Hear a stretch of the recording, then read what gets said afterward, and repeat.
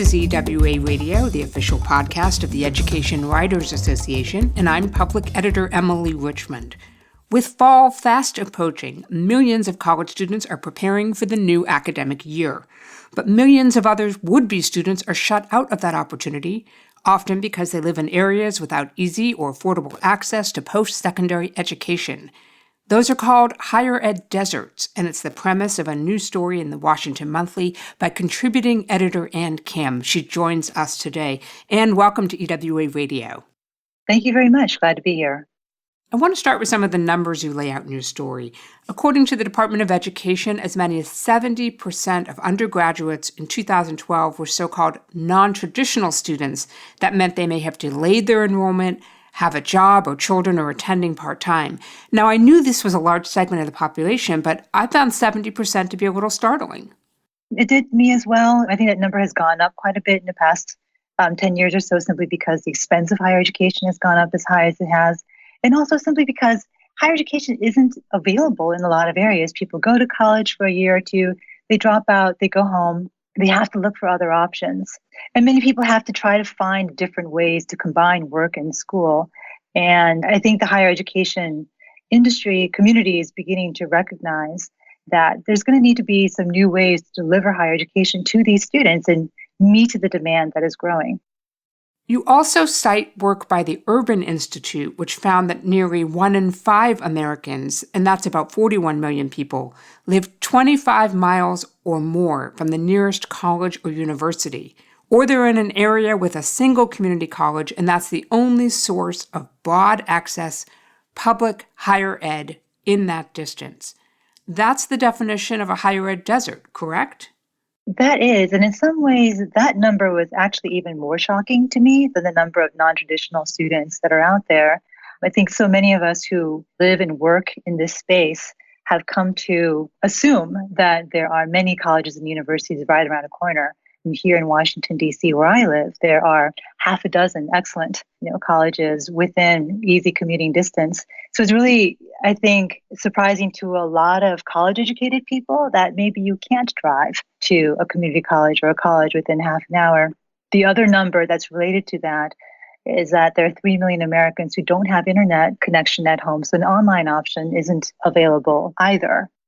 I think that's important to remember because things like cell phones and computers and hanging out at the coffee shop when you need to check your email has become ubiquitous for a lot of us, but it is not necessarily the norm in a lot of smaller communities, and particularly the rural ones. I think that's a pretty good reminder. Absolutely.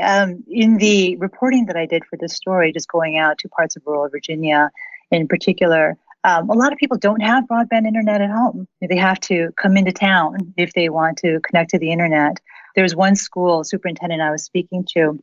Microsoft had donated a lot of computers to the school, but the students couldn't take them home because they didn't have internet connections at home.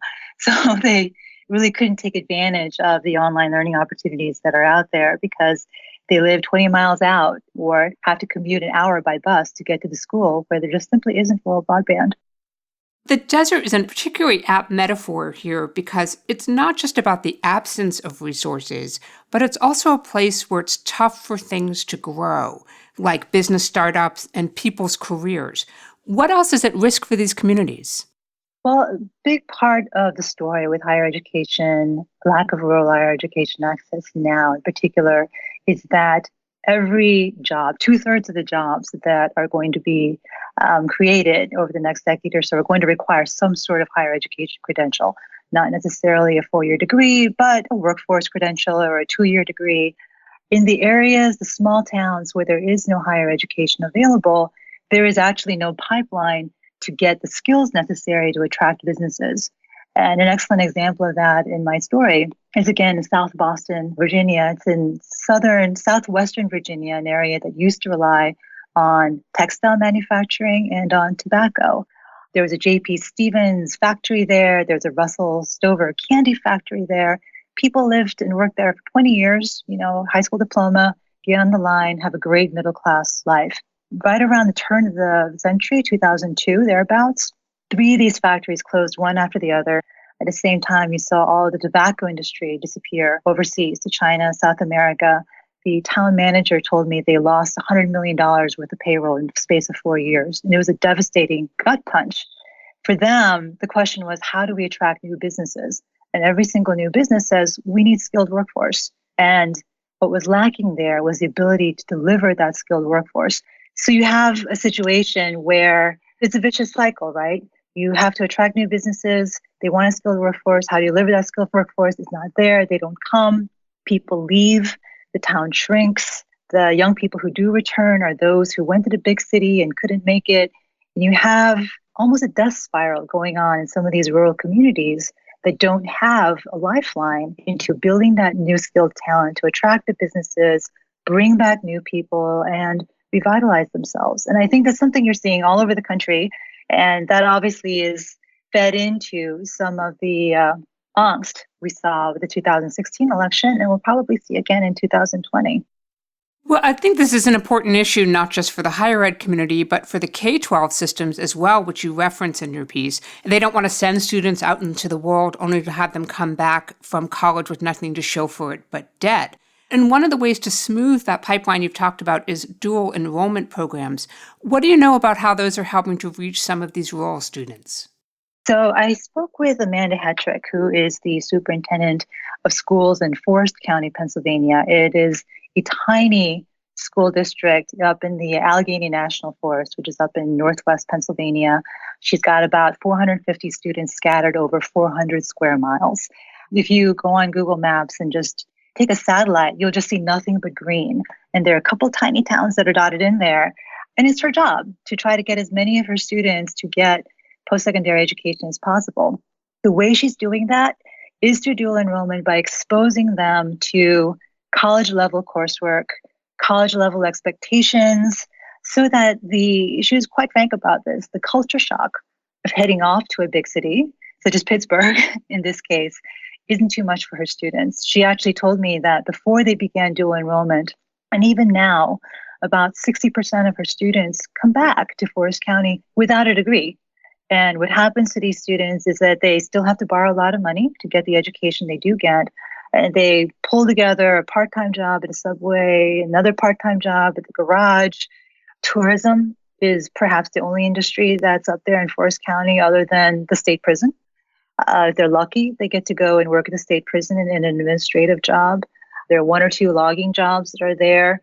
But the ones who come back without their education finished really have a tough time pulling it together. Dual enrollment, though, evens the odds that when they do go off to Pittsburgh or to another city to complete their education, they have a better shot at knowing what to expect and greater odds of completing their education. We're talking with Ann Kim of Washington Monthly about her reporting on higher education deserts. Don't miss an episode of EWA Radio. You never have to. You can find us in your favorite podcast app. And don't forget to take a moment to rate us on iTunes. Your support and feedback will help us grow. And one of the things you talk about is this concept of these, quote, higher education centers. And you mentioned the Southern Virginia Higher Education Center, which is in South Boston, but it's also offering classes at Longwood University and nearby Danville Community College. And one of the things your piece explores is this idea that we don't necessarily need to rush out and build entire new campuses, but rather find programs that can be delivered in more creative ways. This is one of the most innovative things I've seen in a while. The Southern Virginia Higher Education Center is located in an abandoned tobacco warehouse that was renovated. And it's actually one of the newest and shiniest buildings in downtown South Boston, which has, it's in a depressed part of the state. It does not necessarily confer degrees on its own. It confers occupational certificates. But what it does is that it provides the infrastructure for other colleges and universities to come in and offer courses that might be particularly relevant to that community so that they can build a skilled pipeline talent that they need to bring in a business. So if a local business needs, half a dozen welders, then they can go offer that welding class. Or if the Danville Community College wants to come in and offer a course in accounting because there's a local set of businesses that need that, they can really tailor the course offerings to the community. And the Higher Education Center can go out and find educational partners as it needs. It's a very cost-effective way of doing this for the community, for the students, and even for the universities themselves who don't need to worry about either building their own building or spending a lot of money on an expensive extension program. So it's a really innovative way to leverage a lot of the assets that are already existing in the community and surrounding areas. Two of the ideas that you lay out in your piece for solving these higher ed deserts is to make programs affordable and convenient. Those are familiar missions, obviously, to community colleges. And usually when there are very long waiting lists at community colleges, it drives people to often low-quality for-profit programs that tend to overpromise speedy credentials that are going to lead to a good job. Are these deserts particularly ripe for that kind of potential exploitation? Yes, and they already are, actually. People told me in some of these areas that the only educational options often available are the for-profit technical colleges that will come in or online for-profit colleges that will come in. And people really are forced into those kinds of options because there's nothing else. People have spent $20,000 on a welding certificate that they could get for a fraction of the price at what these higher education centers are offering. So it's really important for quality providers to come in and compete against these for-profit providers and show that there is a better way and a more affordable way that will not leave residents in rural areas in debt, even more so than they already might be if they've given a go at higher education.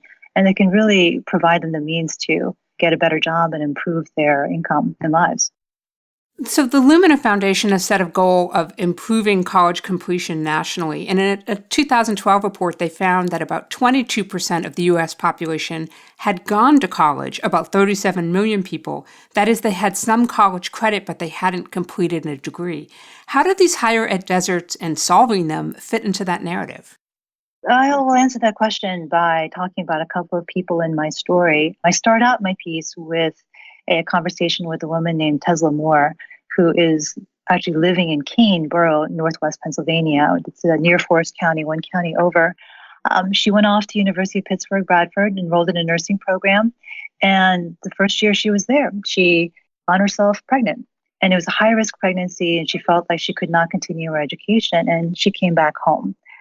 No options there. Fortunately for her, the Northern Pennsylvania Regional College had just started up, and she was able to finish her business degree in business administration, went from a job as an aide at a group home to a job at Northwest Bank, one of the biggest banks in that part of the state. So she really was able to increase her earnings and get a middle-class life for herself that may not have been possible. Another gentleman I talked to in southwestern Virginia, he had moved to that part of the area to take care of his ailing mother-in-law. He had gone to the University of Pennsylvania for a couple of years, even played basketball, but dropped out, found work, then a family, found himself in the same situation where he just could not get the middle-class kind of job that he needed to support his family until he came across the New College Institute, which is another higher education center in Virginia, was able to finish a degree in accounting, and then found a job as a bookkeeper at a local furniture manufacturer.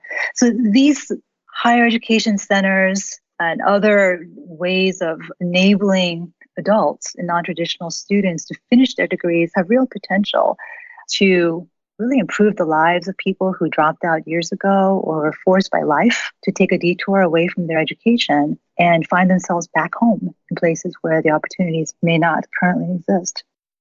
There's a lot of enthusiasm expressed in your story for these kinds of approaches, but it's obviously important not to oversell any initiative as a silver bullet. Mm-hmm. Let's put on some skeptical glasses for a second. What are some of the limitations of this model? Well, one is that, they're very new, so there aren't any evaluations yet of whether this model works, who enrolls, and do they really work to help large numbers of people complete their education. There just haven't been enough students to demonstrate that's the case. Number two, there are still costs involved with this, of course. Many communities may not be able to find the infrastructure to create a higher education center. In Pennsylvania and Virginia and Maryland that are already rich in educational resources to draw upon, it might be easier for them than other states where there are fewer resources to draw upon and a less enthusiastic community.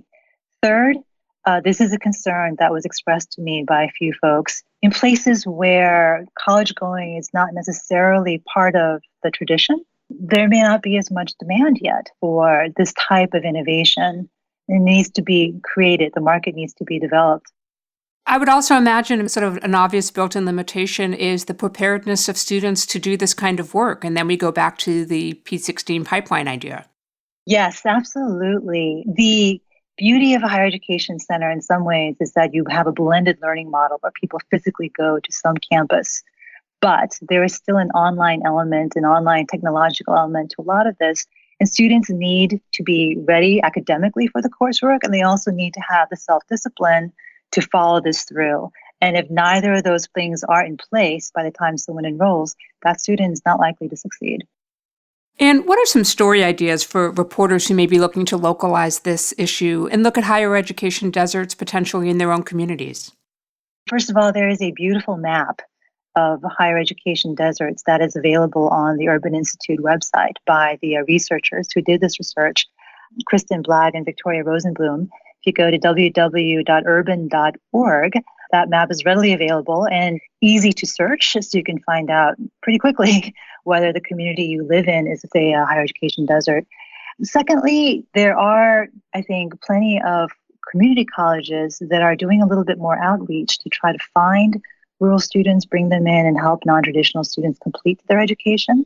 There has been a little bit more education paid to rural America and the needs of rural students simply because of what's happened with the most recent election. So I think there will be an increasing number of resources available for reporters who want to look into this in their own areas. Ann Kim is a contributing editor at Washington Monthly and joined us from her office in Washington, D.C. Ann, thanks for being here. Thank you so much for the opportunity. And thank you, everybody. That wraps up another episode for us. The mission of the Education Writers Association is to strengthen the community of education journalists and improve the quality of education coverage. For more than 70 years, EWA has helped reporters get the story right. Have a great week, and thanks for listening.